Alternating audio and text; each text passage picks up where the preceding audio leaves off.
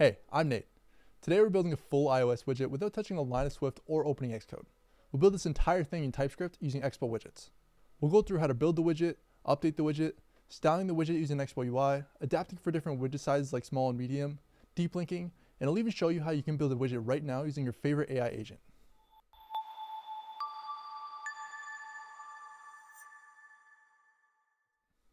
A little bit of context before we start. Expo Widgets lets you build iOS widgets in TypeScript, and Expo UI gives you those layout components to build them with. So things like HStack, VStack, etc. are all SwiftUI primitives under the hood. That being said, we need a development build. I'll link in the description getting started with development builds, but we'll go ahead and install those packages right now. So for the first package, we're going to install Expo Dev Client. This lets us make development builds on our own machine. So we'll do bun expo install expo-dev-client. And we're also going to need Expo Widgets as well. So we'll do bun expo install expo-widgets. So now we'll take a look at app.json.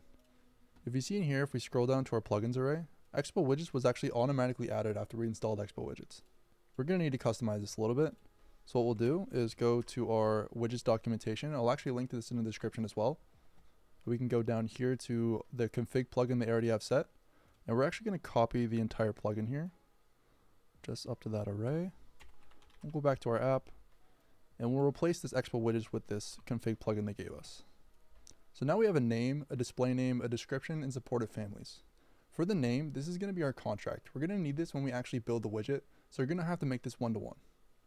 For display name, this is what shows on the iOS home screen when you go to add the widget. And for description, it shows there as well. For supported families, we're only going to use system small and medium, but these are the different sizes you can use for widgets. There's plenty of other ones like accessory as well. We'll just stick with these ones for now. So I'm going to rename my widget to a hydration widget. We'll make the name for this hydration widget as well. We'll make the description a simple hydration tracking widget, just like that. Just a little heads up too, anytime you change this config plugin, just make sure that you run a pre-build. We'll actually do that right now just to show you that it works. So we'll do bun expo pre-build clean on iOS. Now I'll actually run a build just to show you that it works. So I'll do bun run iOS for now, just in our simulator.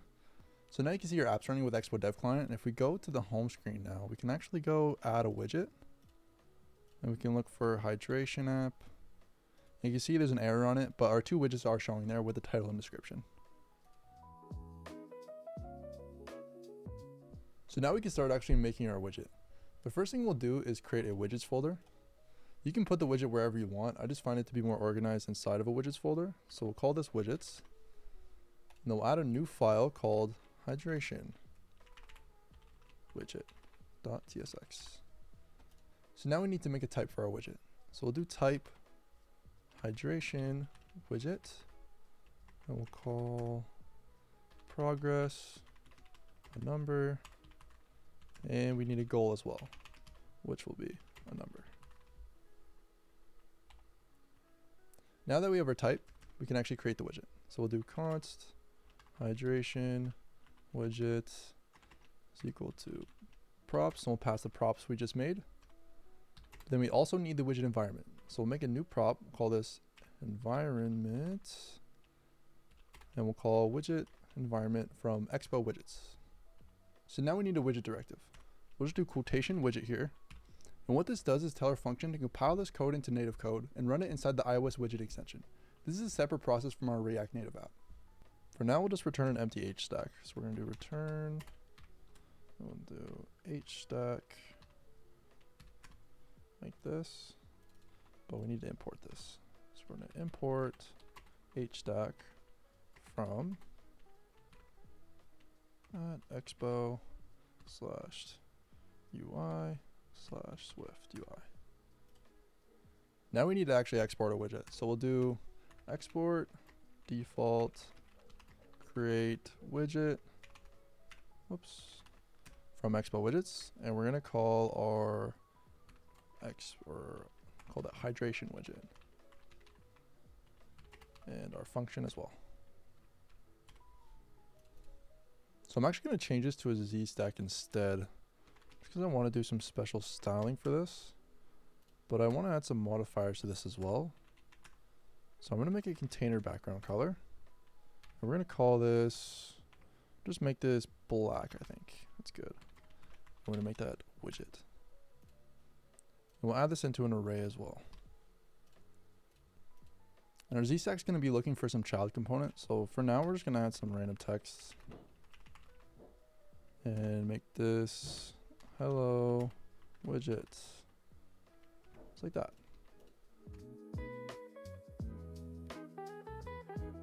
So now we just want to show the widget for now. So we'll go back to our index file here. And I actually want to call this widget. So I'm going to import hydration widget from the widget we just made here in widgets folder. So what we're going to do is make it so every time we press this button, we want to send the progress to our widget. So all we have to do is make a use effect here.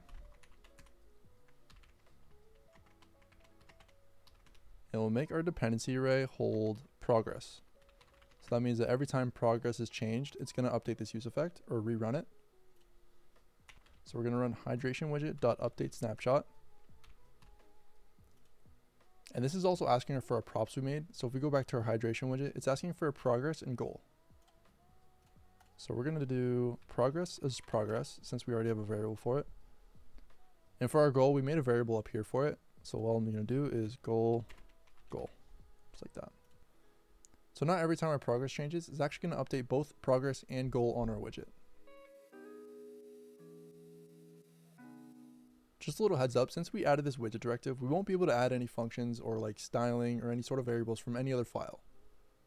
So to do this, we'll make our height here. So I'll make this bar height, we'll say 130, and we'll do a bar width as well. I'll make this 30 for now. This can always be changed later. So now we need to calculate the actual height of where the fill line is.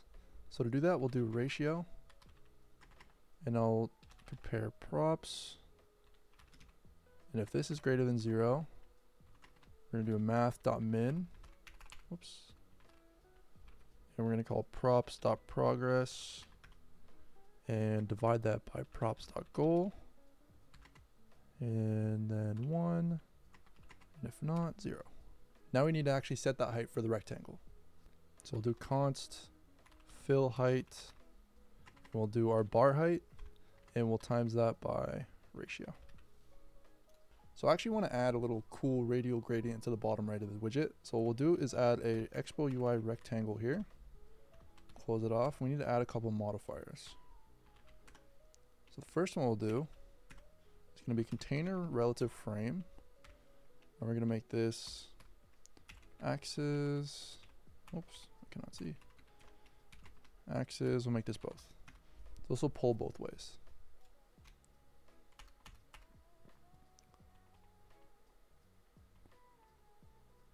So this will fill the container for us. Then we'll do some foreground styling. Call foreground styling. And the first one we'll do is our type, which will be, we'll do radial gradient. And then we want our colors. So for our colors, we want to do, let's say, this bluish color here to black. That'll match our background. Then we'll add our center point. So we'll do center, X will be 1, and Y will be 1. And this will put that at the bottom right. So we're going to make the start radius 0. And we'll make the end radius point around 200. Oh, and I accidentally wrapped this in double braces, which is not right. I'll add a colon there too. So actually I forgot, you need to delete these 2 zeros off the black. If you refresh the widget, fixed. So now we need an HStack for the 2 columns we're going to have. The one on the left with the bar and the one on the right with the content with the text and the button. So to do that, we're going to get rid of this hello widget text. I'm going to write HStack from Expo UI again. And we'll add spacing as 12 for this. And we'll add modifiers. And we'll add padding. And we'll make all padding 16 or on all sides. And we can close this off. So now we need to make the progress bar. To do this, we're just going to make a new ZStack inside of this HStack. Import that again. And we're going to make the alignment for this bottom aligned. So in the ZStack, we're going to show two different capsules. We're going to show one as the background, and the other is going to be over top, showing the progress of the user's hydration goal. So we'll add the first capsule, import that from SwiftUI. So now we can add our modifiers for our capsule. We're going to start with frame here. And in the frame, we're going to add a width as our bar width that we made earlier. And we're going to do our height as well here as our bar underscore height. And we'll add our background color for this as well. So we'll do foreground style, and we'll call this that color. So that's it for the background capsule. And then we can actually just copy this over. So this is going to be the exact same thing. We're just going to change the fill heights. And then we're going to change the color here as well. Now, since we're already calculating from real data from our props earlier, we actually can update our widget and it'll show live on our screen here. We can add some more and it'll update based on those props. So now we just have to do that right side content. So we're going to add a spacer after the ZStack. Again, import it from Expo UI. And we'll add a VStack for this one, since we'll have 3 items stacked on top of each other. And we'll make the alignment for this one trailing. Now we'll start by showing our progress as a number on the screen. So what we'll do is add a text here. And we're going to add some modifiers for that text. We'll start off by using font. And then we'll make the weight bold. And we'll make the font size, we'll say 32. Now for the color of it, we're going to use foreground style and then just call this white. And we'll add a comma here too. Now inside this text, all we have to do is give it our props. So we can do props.progress here. So now if we update the widget, you see we have our number here. Now I just want to show ounces right under that. So I'm just going to copy this text. Make this OZ. We'll make the weight medium. And we'll call this size 16. Now if we refresh, OZ right under that. So now I want to add a button to the top right of the widget. What we'll do is go back to our VStack and we're going to add a spacer here. And above the spacer, we're going to add a button. For the modifiers, putting this in array. We'll make button style, make this glass prominent. And we're going to add a tint color as well. Tint color, just like this. So now inside this button, I want to show 2 icons. I want to show a little droplet and I want to show a little plus button. So to add icons in your widget, all you have to do is add image from Expo UI. Then we're going to call system name. And we'll call this one drop fill. So this is the SF symbol drop fill. Then along with that, we'll add size. We'll call 16 for now. And then for color, we're going to add this color as well. And then we also want a plus button. So what we're going to do is change this to plus circle dot fill. And keep everything else the same. So now if we update our widget, you see we have our button on the top right. So one thing I want to show you is how you can deep link using Expo Router from your widget to your app. So for an example, I'll add a little hydrate screen here. So if we do hydrate.tsx, make a little screen, call this hydrate screen, and I'll just say, I love water, just like that. And I'll add this to our layout as well. So we can actually just copy this. And I'll rename this hydrate. We should actually put this at the center of the screen just so we could see it. But I'll do style and I'll do flex 1. I'll do align items center. Center. And I'll do justify content. Center. So now to deep link into our app, we can change this button that we made into a link instead. We can import that from SwiftUI. And the link always looks for a destination. And this is going to be our deep link. So if we do destination, we can actually go to our app.json here. And that scheme we made for Expo Router, we can copy this, go back to here, we can add that, and then we could do : / and then our route, which is just hydrate. Now since that's done, we can update our widget here. And if we click the button, we're going to deep link into that page. I love water. If we tap anywhere else on the widget, it's just going to open the app for us. But if we tap this specific button, we're going to deep link into that page. So most widgets have separate styling based on the size. I guarantee your small widget is not going to look like your large, and this is super easy to do in Expo Widgets. All we have to do is add an if-else statement here. So we can do if our environment variable that we have, widget family, is equal to whatever kind of widget size you're looking for. So for now, I'm just going to do small. I'm actually going to return everything that we have in our current widget right now.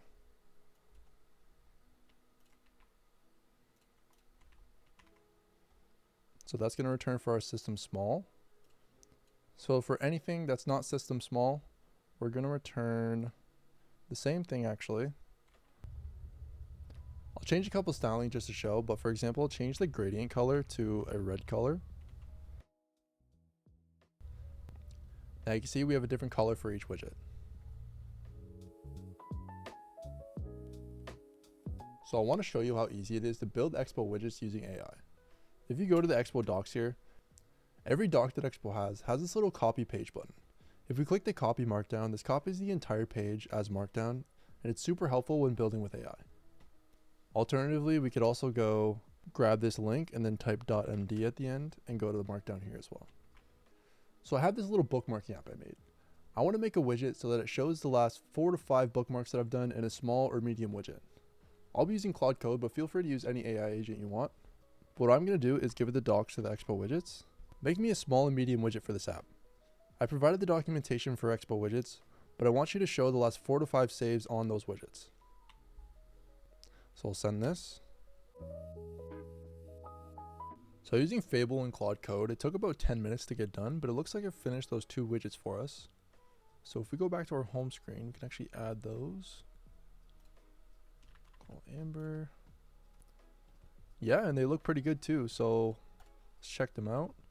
I want to add the medium one to see what that looks like too. For only 1 prompt, this did really well. Let me see what happens if I actually add an item. So if I were to add a new photo, see if it actually updates the widget. And once it's in, go to our home screen. Look at that, it updated. If I can do this with just 1 prompt, I highly recommend you trying this out for yourself. If you have any issues with your agent steering in the wrong direction or not doing the right thing with Expo Widgets, let us know in the comments. We try to update our documentation to be as agent friendly as possible, so let us know. I've linked the docs in the description. I highly recommend you check it out if you're ever curious about anything to do with Expo Widgets or trying to customize your widget even further. We also have an awesome template you can use to get started with a fully working iOS widget right now. One thing we didn't talk about today is live activities. That'll be its own video in the future, so stay tuned for that. And Android widget support is coming soon to Expo Widgets. So if you guys are excited for these things, let us know in the comments and drop a like on this video.